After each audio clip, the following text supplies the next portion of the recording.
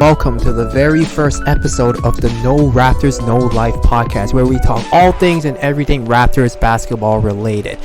Now, as we all know, the NBA playoffs are just around the corner, so for this first episode of the podcast, I'm going to be giving you guys my playoff predictions for both conferences of the first round of the NBA playoffs. So without further ado, let's get straight into it. We're going to start over in the Eastern Conference. We have the 1 seed Milwaukee Bucks going up against the 8 seed Orlando Magic. Now, I don't think I really need to talk too much about this. I think there's going to be like another Detroit for Milwaukee like last year. It's going to be a sweep. There's not much to it. It's just the Bucks are just a better team, straight up. Not much really to say there, and doesn't really help the fact that Orlando doesn't have Jonathan Isaac. Unfortunately, he tore his ACL, which really sucks. It would have been nice to see if, Jonathan Isaac can maybe do something to Giannis, because he is their main Giannis defender. But without him and without Aaron Gordon, I think the Magic are just kind of dead in the water. They're just happy to be there. In all due respect, it's going to be an easy one for the Milwaukee Bucks. And moving on to the 2 seed Toronto Raptors versus the 7 seed Brooklyn Nets. Now here's the thing. This might be an easy one for the Raptors. Hopefully it would be. But I will say this, don't sleep on the Nets, right? The Nets, one thing we knew from last year, right? When they had D'Angelo Russell, we knew that these guys are scrappy, they're going to compete, and they're gonna basically fight for every possession. They're gonna go hard, right? This is a team that has absolutely nothing to lose, right? They know they came in. KD's not here. Kyrie's not joining them in the bubble. So these guys know that, hey, we're just gonna go out there and play hard and play as hard as we can, and hopefully and try to get a win. And I will say, teams that are not afraid, that are just not afraid of anything and have nothing to lose, are like kind of scary. Like they can, like, if they catch you sleeping, they can probably be able to like steal a game from you. You know what I'm saying? And knowing the Raptors, that could very much happen in game 1. But yeah, this team, of course, they still have Caris LeVert. Caris LeVert has been playing incredible all year long. We know what he can do when he's on fire, right? We saw what he did against the Raptors early in February. I mean, the guy just dropped 37 points. Like the third quarter in, like the Raptors were like up pretty big. It looked like, it looked to me that we were just gonna casually win this game and keep the win streak alive. But then Caris LeVert happened, and he decided to go off and drop 37, and then almost hit the game winner. But of course, OG kind of clamped him down in that last possession to make sure that we keep that win streak alive.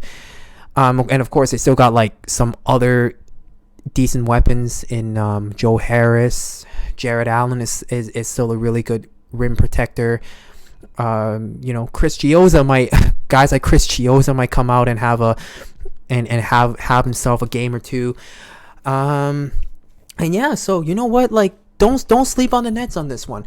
And as for the Raptors side, the Raptors came into the bubble 7-1. Very good record. I think any team would come in with that record. I think we're going in. We're ready for the playoffs. But there is still a couple things that are a little bit concerning, especially we have to look at Pascal Siakam. He hasn't really been playing up to his standards that he was this year. He's, for some reason, he just kind of looks a little lost. He looks like he's kind of like behind a step or two. Doesn't really look like the Pascal that we saw from opening night all the way till like the suspension. And it's just like, one of the things that we can point out, that he's kind of got a little bit jump shot reliant, which can be a good thing and can be a bad thing, in the sense that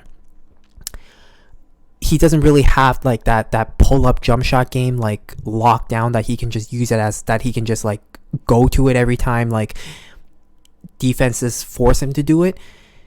But the good thing is that it's a good opportunity for him to get used to it, because like, look, going forward, starting like maybe like next season or two, like that's going to be like the next step. We all know that's going to be the next step of his game, is to add that, is to be consistent with that jump shot, and add that pull-up jump shot game into his arsenal, because defenses now know how to guard Pascal. They basically kind of give him the Giannis treatment, where they just wall him off in the paint and then force him to finish over them, which doesn't really work for Pascal as well as maybe Giannis does, because Giannis is just so much more bigger than Pascal. But but the Nets series, hopefully it'll be a good series for him to get his groove back, to get his confidence back, and just get him back into the flow of things, because the Nets don't really have a guy that can guard him. Like, the best guy you probably throw at him is probably like Timothy Luwawu-Cabarrot, and if that's your guy guarding Pascal Siakam, like, Pascal should go to work on him. Like, in the regular season they put Taurean Prince on him. Taurean Prince is a pretty good defender, but Pascal just ate his lunch. No chance for Taurean for him during the regular season.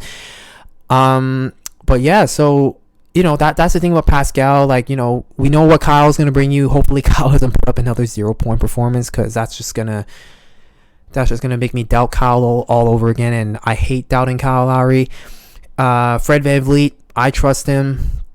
Marc Gasol, he's been maybe the best defensive player since the restart. Like, if they're handing out awards, Marc Gasol is probably the defensive player of the year. Like, just not only his size, but like his IQ, man. Like, his IQ is just so valuable to this Raptors team, in the sense that it's not just him defending. He's able to tell guys where to go.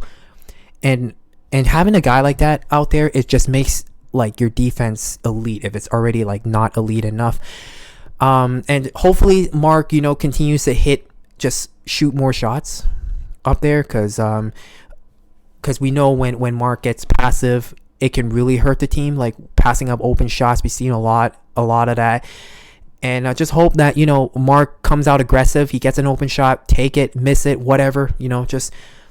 Just take more shots, and hopefully use that new skinny body of him of his, and be able to get to the rim, a lot more easier, be a lot more nimble, just a lot more nimble out there in general. But yeah, and then OG Anunoby, of course, his defense is there. You saw him against LeBron, saw him against Bam Adebayo. And hopefully, which is probably what's going to happen, but, hopefully just Nick Nurse doesn't really get cute with his tactics, and just let's just stick OG Anunoby on Karis LeVert and call it a night. Right. And the other guy though, that, hasn't really been looking himself, is Serge Ibaka.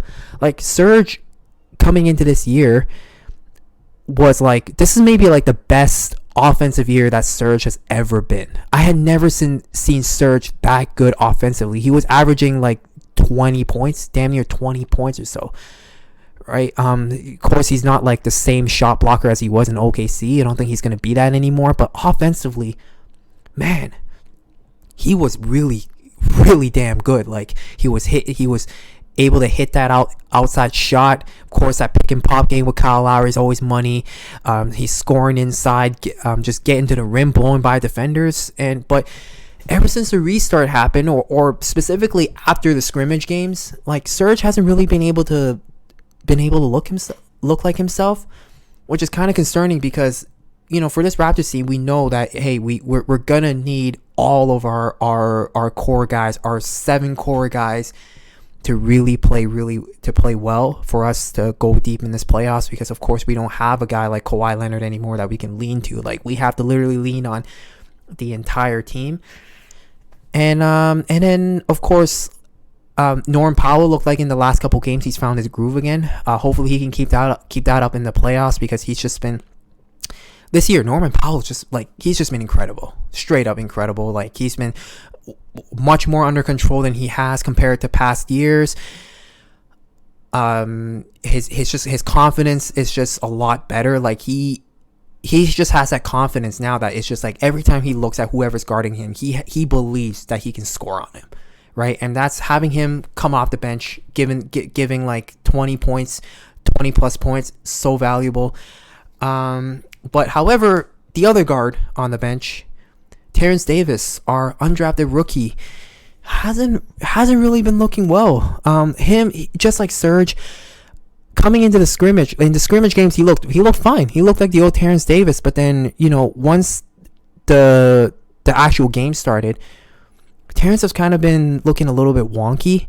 Now, I don't know if it has anything to do with that mask controversy that happened to him, but hopefully that that isn't really the case. He's just like, he's just in a bit of a funk right now, and he can just snap out of it. But as we saw all year, like Terrence has been a very reliable bench player. Like you saw, like from the early games, like since game one, since opening night, Nick Nurse has been bringing him off the bench over guys like Stanley Johnson and Rondae Hollis-Jefferson, who has been in the league much longer than Terrence Davis. But here there was this undrafted rookie getting minutes in the rotation and making the most use out of it. Of course, like here and there he made some rookie mistakes, but we saw how valuable Terrence can be when he's getting things going. And like I said, we're probably going to need Terrence to get going, because otherwise Terrence is going to lose a spot to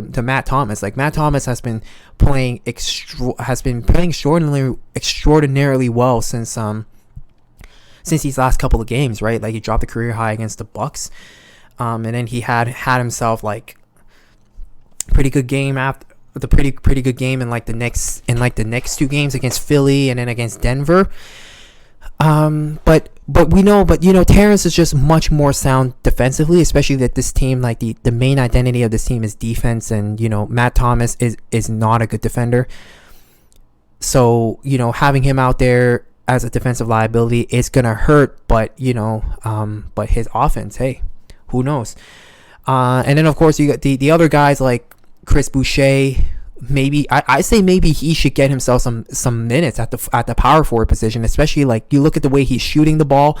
Like there's no reason why like he isn't able to go out there and play with Mark or play with Serge, right? Like before when he when his shot wasn't really as consistent, like that of course was a concern, because it's kind of clogging up the paint a little bit. But now, like if he keeps up that if he keeps shooting the way he does, I can see a case for Chris Boucher getting a spot, and then you have Rondae Hollis-Jefferson, who just unfortunately just hasn't really been, again, one of those guys not playing well out there. Like defensively, he's been solid, but like offensively, like yeah, I know it's not fair to judge Rondae offensively. Like the guy just isn't really good at anything on the offensive end of the ball.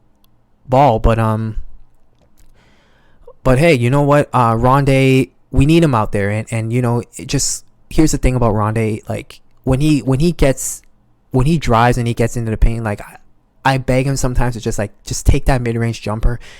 Like I know he can kind of make that shot. Like he loves getting to the rim, but like sometimes, but when defenses just sag all the way back, I'm driving, I'm just like, yo, just take that little free throw line jumper, little floater, whatever, man. Like make, you might hit like one or two of them and make the defenses think twice about backing you up off like that. But hopefully, Rondae can be valuable. His defense is of course extremely valuable if we're going up against like elite perimeter talent, like if we get all the way to the finals, like a LeBron, Kawhi, or Paul George, Giannis, these guys, we go deep. Rondae is going to be very, very valuable, right? To be another guy that that Nick Nurse can throw at them defensively. And then who else? Then we got Stanley Johnson. Stanley Johnson has been a revelation since that game against Philadelphia. Since he hit that game winner, he dropped 23 points. He put like I think 23 or 24 points against the Denver Nuggets. Now that right there is what I call a surprise. You know what I'm saying? Like, of all players, like I would have never thought Stanley Johnson was going to score double figures all year long, right? It's just like he has just been like completely out of the rotation. Nick Nurse is not even like looking at him in the bench, and just hasn't really been playing. And he's kind of just at one point in the season, he kind of like voluntarily went down to the G League just to get playing time. Which kudos for him for taking initiative, which is always a good thing to see players, take initiative to, go down to the G League or whatever to just get some reps and hopefully, get better. But hey, Stanley Johnson, ever since he hit that game winner, it seemed like he's been his confidence just went from 0 to 100 right away, right? I saw in that Denver game, like in that last Denver game, he was the guy like bringing the ball up, right? When of course like Colin Fred is not there, like Pat McCaw's not there, we saw Stanley kind of being the initiator of the offense. Like he has the ball at the top of the key, bringing the ball up court and kind of facilitating, throwing a lob to Paul Watson. That was incredible. I'll get to Paul Watson in a bit, but listen, hey, if Stanley can just ride off of those 2 games, you never know. Hey, this guy can come big for us, either in this series or throughout in the playoffs. Because Stanley, when he's up to the task, he can be a very good defender in this league. Just look at the way he's built, right? He's like tailor made for today's NBA. But it's just unfortunately, things just haven't really been going his way, and hopefully, we can see some Stanley, and Stanley, goes out there and be productive, which I'm super confident he is, because his confidence level has risen up so much. And basketball sometimes is just about confidence, really. But yeah, and then the other guy, of course, is Paul Watson, right? Like, who would have figured that like this guy that was playing in the 905 coming in and doing the things he did. Like he scored 22 points against Denver, right? He's like, I know like this is okay. I'm probably like over exaggerating about him and Stanley Johnson. It's just 2 games. It was like the last 2 games of the season. Nobody really cares. But one thing we can see is like what they're capable of. And I saw what Paul Watson can do. Like he's an athletic 2 guard, very good size. He's like 6'4", 6'5". He can get to the rim. Like I said, he's super athletic. And if he can build on his game like that, maybe one day he can be like a valuable bench player for the Raptors or another team if the Raptors don't keep him. But yeah, that's so. With all that being said, I'm gonna say the Raptors are gonna win in 5. I know it's probably a sweep, but we could probably sweep this, but I'm still kind of leaning on the game 1 curse for the Raptors, that it's going to happen for them this year. Like Garrett Temple or Chris Chiozza or whoever is going to, or Rodion Kurucs is going to have himself a game and just like completely surprise us and put all Raptors fans into panic mode after just 1 game into the playoffs. But so 4 games to 1, Raptors going to win this in 5. Hopefully a sweep though, but official prediction would be 4 games to 1. That was kind of long for just one prediction, but moving on, the 3 seed Boston Celtics versus the 6 seed Philadelphia 76ers. Now this one, in my opinion, kind of a disappointing one in a sense that I had hoped to maybe see these guys play each other later on in the playoffs, but then here we are with both teams of these teams that everybody hype up every single year, potentially exiting in the first round, and most of that, of course, is leaning to Philly. Look, let's start with Philly. Philly just has not been a good team all year long. They have completely underachieved. Everybody had them as the second best team in the East. Never forget that. Everybody was like, it's Milwaukee, and then it's Philly, and then it's Boston. I think maybe they'll slip Boston in, but I think people kind of slept on Boston too. But like, yeah, they were like, it was Milwaukee and it was Philly and then everybody else in the East. But here they are in the 6th seed. No home court advantage. Well, no home court advantage for anybody anyways, but you know what I mean. But and of course, it doesn't really help the case that they lost Ben Simmons for the remainder of the season. And now it's just like everything falls onto Joel Embiid's shoulder, right? How is he going to be able to carry his team through this Boston Celtics team, which is on any given day is an elite team, right? Because like, look, Tobias Harris, Josh Richardson, those guys are good players. Those guys are good players, right? But but if you're relying on those two guys to come up big in like a 7-game series to win, like, don't put too much hope in that. Like, that's not the way to win. You know what I'm saying? Like, if teams like Philly, they have like a perennial star in Joel Embiid, you're gonna need Joel Embiid to play good for them to win, right? That's just what it is, right? If Joel Embiid plays bad, Philly loses. No chance for Philadelphia, unfortunately. And then for Boston, like, Boston, like, they're top Boston. They're a very top heavy team. Maybe like could be a problem for them later on in the playoffs, but we know that like Boston kind of has depth issues, like outside of the starting five and Kemba Walker, Jaylen Brown, Jason Tatum, and Gordon Hayward and Daniel Tice, like, and Marcus Smart. That's 6 guys. Like, outside of those 6 guys, who really can go out there and give you reliable minutes, right? Like, is it Brad Wanamaker? Is it Enes Kanter? Probably Enes Kanter. Is it Grant Williams? Is it Robert Williams? Is it any of those guys? Like, those guys are all like super raw prospects. Probably out there to give you some hustle, but outside of that, like, they're not really gonna like give you anything, and it's just a lot of that offense is gonna be reliant on that starting five. Like, that starting five has to play well. I'm gonna just say this: they are gonna have to play well if they wanna beat Philly, which I'm very confident they will. And of course, next round, if they go next round and they play the Raptors, and then go on to Eastern Conference Finals and play maybe Milwaukee or whoever, like, the starters are going to have to play really well. They're going to have to rely on them a lot. But the dangerous thing about Boston is, even though they're a top heavy, they're not a deep team. You can't really scheme for one guy. So the defense can't really focus on, like, let's say a Jason Tatum, right? Because if you just focus on Jason Tatum, Kemba Walker's going to go off, Jaylen Brown's going to go off, Gordon Hayward's going to go off, right? Any of those guys can go off for 20 plus at any given night. And that's just like the most dangerous thing about like the whole Boston Celtics team is the fact that they have so many shot creators. It's really hard to like try and like defend one of them. Like, you're gonna have to trust your one-on-one defense a lot against Boston. I'll say that much. But yeah, this is probably 4-1 Boston. I'm gonna say 4-1. Yeah.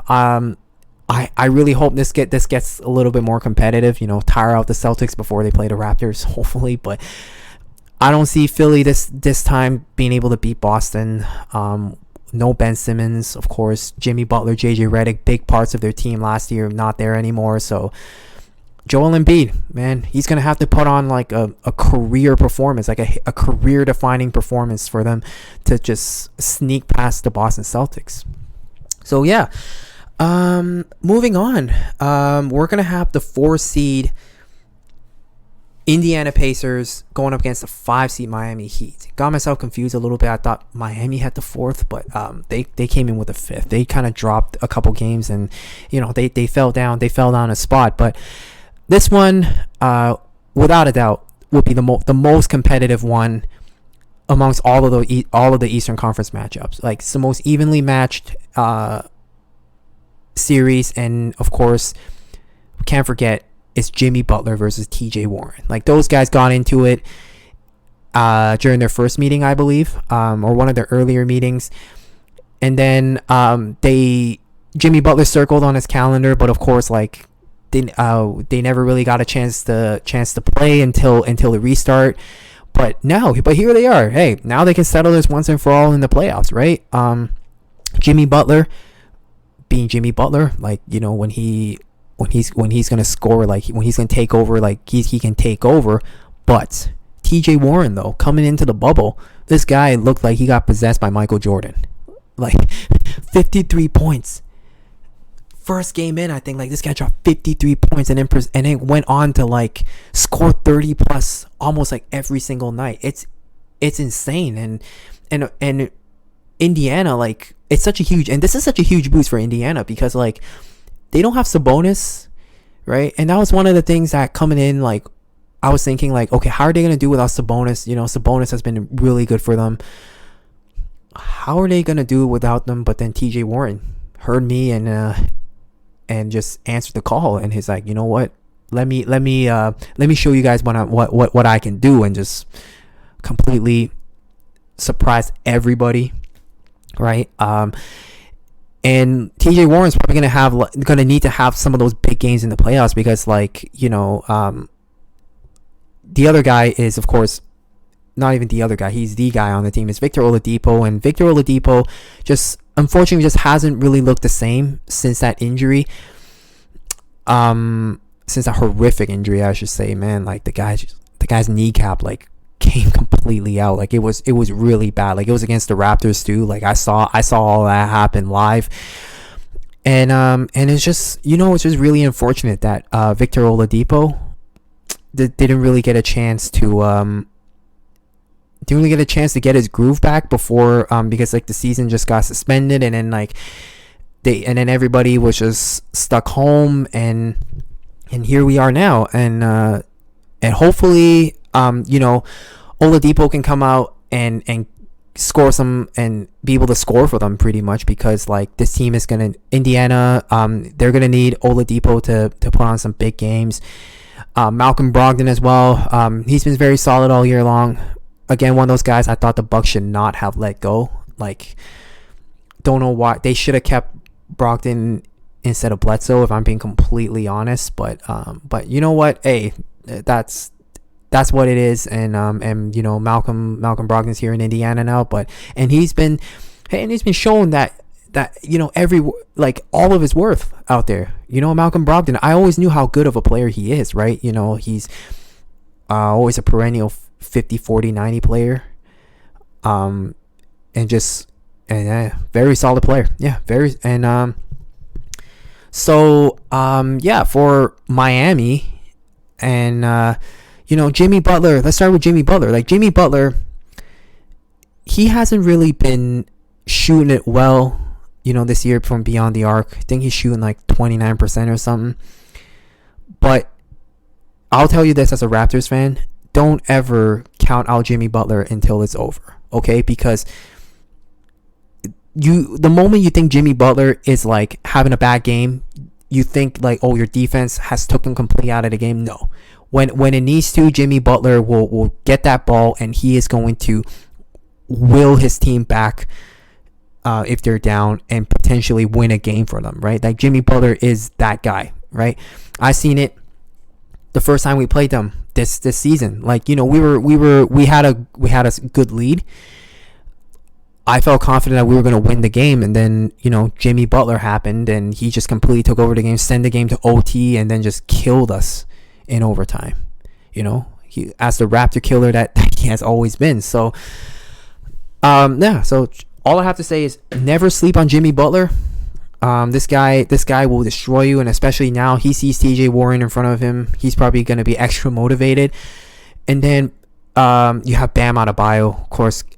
Can't ever sleep on this guy. First time All-Star. Like the improvements that he has made since he came into the league has been incredible, right? Kind of Pascal-esque, if you ask me, right? Like just being able to handle the ball a little bit.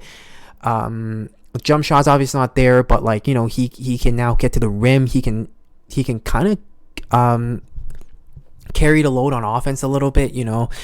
And just establish himself as a very solid number 2 option for the Miami Heat. And then of course defensively, like this guy is a monster. He can guard virtually anybody out there, which is going to be so valuable for the Heat, just of his defensive versatility out there. And then of course you have all of the role players on Miami, right? You have Goran Dragic, kind of old but still a very reliable backup point guard. You have your shooters, Duncan Robinson, Tyler Hero. Those guys get going. You know, it could be a long night for you. Kelly Olynyk, we saw him like own the Washington Wizards in 2017, right? So Kelly Olynyk can shoot the ball. Myers Leonard, and the thing is, like, I'm not sure about Myers Leonard. I'm actually not sure if he's injured or not. I think he might be still injured because like I don't recall seeing him out there. But I might be wrong. Don't quote me on this one. But yeah, Myers Leonard is healthy. Myers Leonard is also a very solid role player. Then you have your wings, like you have Andre Iguodala, experienced guy, 3-time champion, crucial piece in that Golden State Warriors dynasty. He can provide some veteran leadership for some of the younger guys on the team. And then Jay Crowder, one of those guys, just goes out there, does his job, play defense, hit a couple open threes. And Derrick Jones Jr., a very versatile defender. He can play guys 1 to 4. And of course he's super athletic as well. So, Miami has got a very solid team coming in. And so, which is why I'm going to pick them to win in 7. This is going to be a close one, right? But, however, I would not be surprised if the results were the other way around. If Indiana manages to beat Miami, it's very, very much possible, right? This isn't a Milwaukee-Orlando situation where it's completely one-sided. This is very evenly matched, and hopefully we get a competitive one. I think I would be disappointed if this one was finishing anything lower than 6 in 6 games. But yeah, so that does it for my Eastern Conference playoffs predictions for the first round.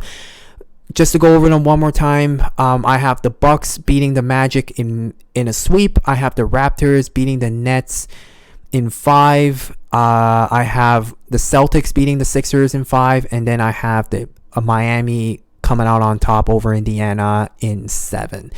But that does it for my Eastern Conference prediction. I'll be back with my Western Conference prediction after a short break. My Eastern Conference prediction. Now we are going to go towards the Western Conference predictions. Now, of course, we know as the podcast is being recorded, the final 8 teams have not been determined yet because there is still a play-in game that is happening on Saturday and Sunday between the Portland Trailblazers and the Memphis Grizzlies, who will be fighting for that last 8th spot. Now, to be honest, I completely forgot how the play-in format works, so I'm not going to talk too much about it. But so I'm going to say, I'm going to basically try and make my prediction, for both scenarios, like what would happen if the Lakers played the Grizzlies, or what would happen if the Lakers played the Trailblazers. So, yeah, let's start with the Grizzlies. Lakers-Grizzlies. This one's a sweep for the Lakers if the Grizzlies get in. Like, I'm sorry, like the Grizzlies looked like they were locked for that 8th spot before the shutdown happened, but then like after the shutdown, like they just haven't been as good as they were, and they look very vulnerable. Like they've been losing a lot of winnable games, and I think the Lakers are gonna make easy work and just sweep the Memphis Grizzlies. Like before, I would have like actually given Memphis maybe 2 games, right? But I would have said 5. I would say it would have been 5. The Grizzlies would have been able to steal a game, maybe steal it 2 games, but now just not it for the Grizzlies, unfortunately. Like they have just completely lost their form, and yeah, they're not going to stand a chance against LeBron and AD and them guys. But yeah, so the other possible scenario would be the Lakers versus the Portland Trailblazers. Now this one right here is the interesting one. Damian Lillard. Let me start with him. This guy is a monster. Let me just say that. Like, he is something else. This man came into the bubble and basically went on a mission and be like, you know what? I'm going to carry this team into the playoffs if I have to, right? And this is not one of those things where, and if Portland gets in, this is not going to be one of those teams where they're just going to be like happy to be there. Like, they're going to go in there, they're going to compete and believe, and I mean, like, they're going to believe that they can upset the Lakers. right? Especially with the way Dame is playing. Like, this guy has just been scoring every time he just shoots the ball, is just going in. That's how elite Damian Lillard is, right? He was scoring. He's just scoring from the logo. He got that crazy bounce against the it was against the Nets. Yeah, it was against the Nets. I think no. Sorry, my bad. It was against the Mavericks, I believe, that he got that they were losing, and then Dame just took that shot. It bounced off the rim. It went high into the air and just went straight back in. Like, that's when you know that the basketball gods is shining bright on this guy, right? He is something else, man. I don't know what else to say about Damian Lillard that's not been said already. Like, he's just been that good, and if I'm the Lakers, I'm worried. I'm going to be worried about Damian Lillard, right? Because one thing is they don't have Avery Bradley on that team, and if everything was like continued as normal, and if they play Portland with like a full roster, I would have been sure like Avery Bradley would have been the guy guarding Damian Lillard, and that's what he's kind of there for. Like, I think Avery Bradley is one of those guys, who's one of those guards that are just like, that can be like a pest for like opposing point guards or whoever, and that's what the Lakers, I think, are going to be missing, because like whoever they put at him, whichever guard they put at him, I don't think is gonna do anything to Dame. Like, KCP, maybe KCP can do something. Of course, you still got Danny Green, still solid defender. Hasn't been shooting the ball well, by the way, but that's for another thing. And then coming off the bench, you have Alex Caruso. Like, are we gonna really say Alex Caruso is gonna shut down Damian Lillard? Probably not. But however, to be fair for the Lakers, well, I gotta ask this for the Portland for the Trailblazers. Like, without Trevor Ariza, who are they gonna put on LeBron? Are they gonna put Carmelo on him? Because like, Melo has never really been like a good defender throughout his entire career, and especially now that he's just much older, I don't think he's going to be any better defensively. Is it going to be Zach Collins? Can Zach Collins stay in front of LeBron? Probably not. Like, obviously you're not putting Dame or CJ on LeBron, definitely not.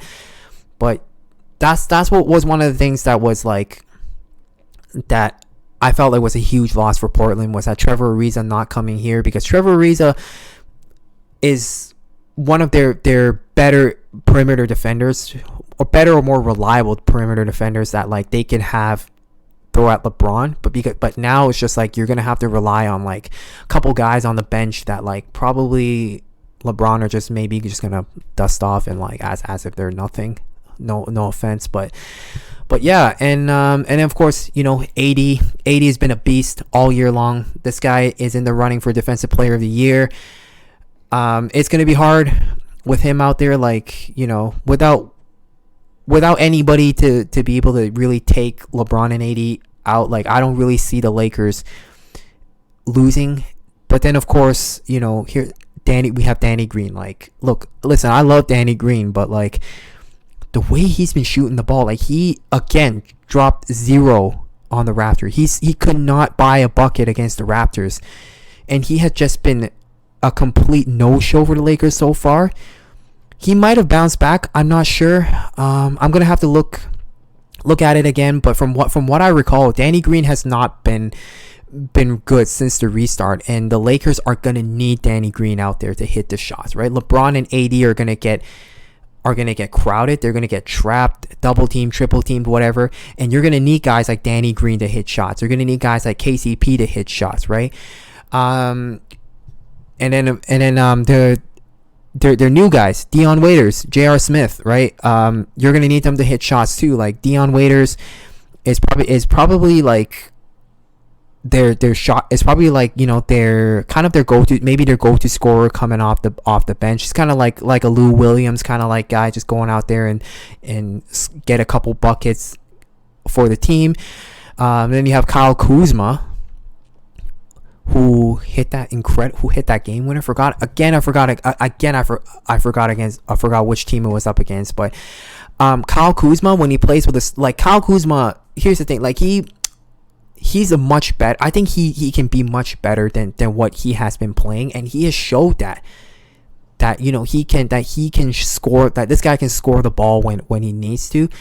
I just think that he needs to play with the starting lineup. He needs to play with LeBron. He needs to play with AD and them guys, because he's not like a guy like Lou Williams and Montrezl Harrell that can carry your bench scoring for you. But yeah, we're gonna need, but we're gonna see what Kuzma can bring you. And yeah, but if I have to choose this one, I'm gonna say 4-2 to the Lakers. I think like the Lakers defense, they're just going to key in on Damian Lillard and CJ McCollum and just force the other guys to score the ball.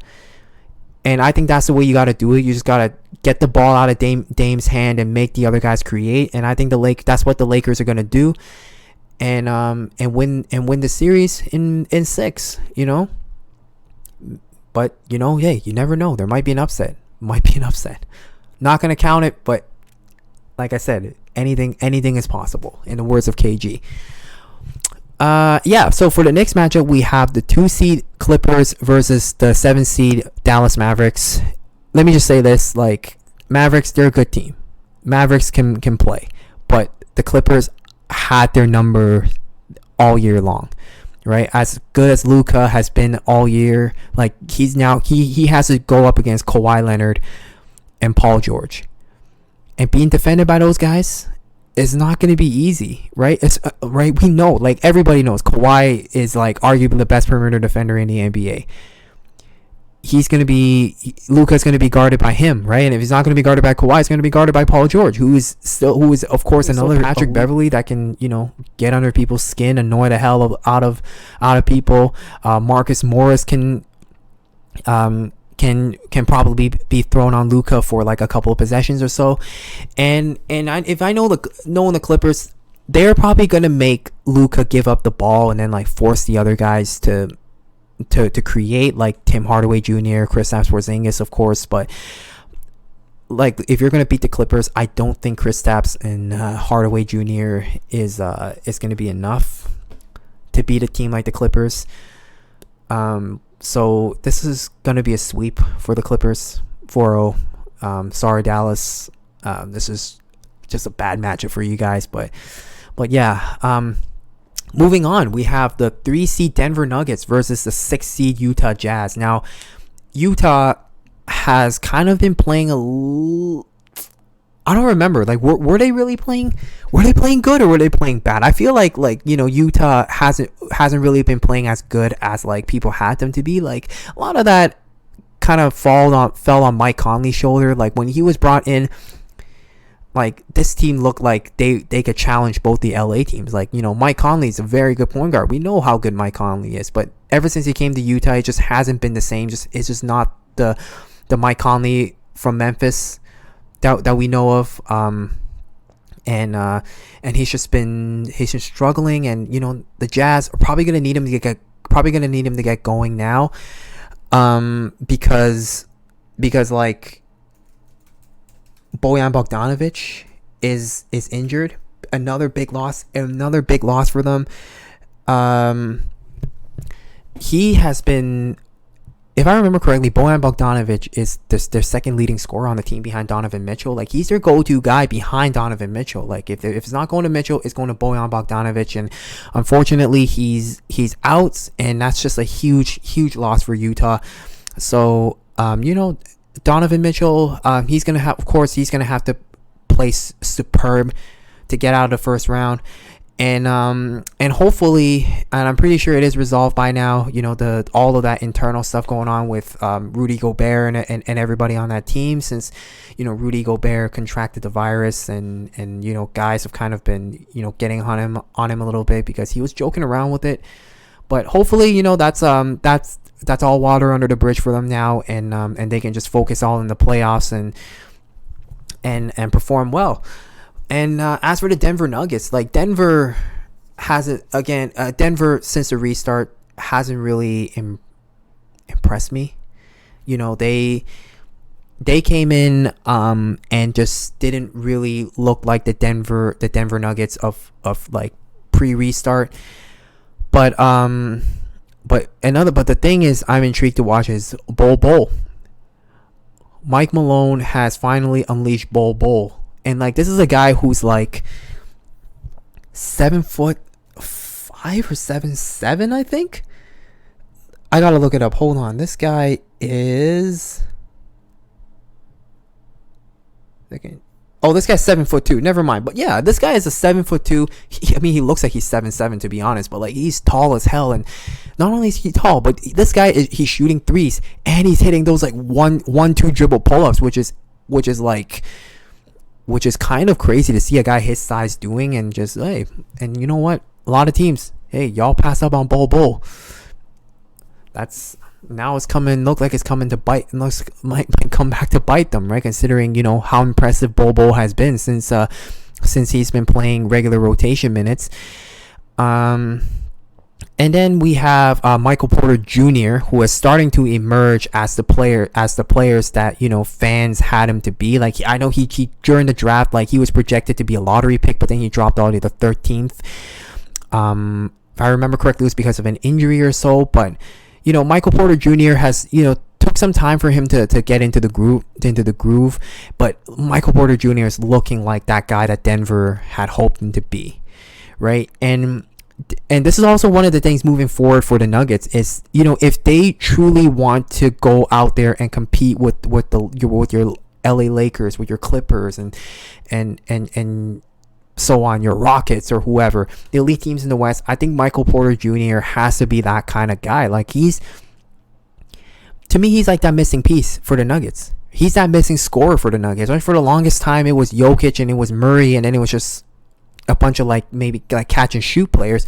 Well, Gary Harris kind of was that guy, but then his offensive production just has completely dropped. His defense is still there, but Michael Porter Jr., if he can go forward and continue to play the way he is now, like, Denver could be a scary team, right? Because now there's three guys you have to worry about. Right? You have to worry about Jokic, Jamal Murray, and Michael Porter Jr. But all in all, like, to be honest, I don't watch these two teams enough, so I don't really have much else to say with these guys. But so if I'm gonna have to make my prediction, I am gonna say Denver in 7. It's gonna be competitive, right? Denver's gonna win in 7. I mean, like, neither teams has convinced me enough that like they can go out there and dominate the other team and just sweep them or win in 5 and put on a dominant performance. It's gonna be back and forth for the Nuggets and the Jazz. So yeah, I'm gonna be watching that one. Especially, I'm gonna be watching for Bol. By the way, he's just really fun guy to watch play. And then going on to our last playoff series that we're gonna talk about, which is the 4 seed Oklahoma City and the 5 seed Houston Rockets. Yes, you heard me correctly. The 4 seed Oklahoma City Thunder.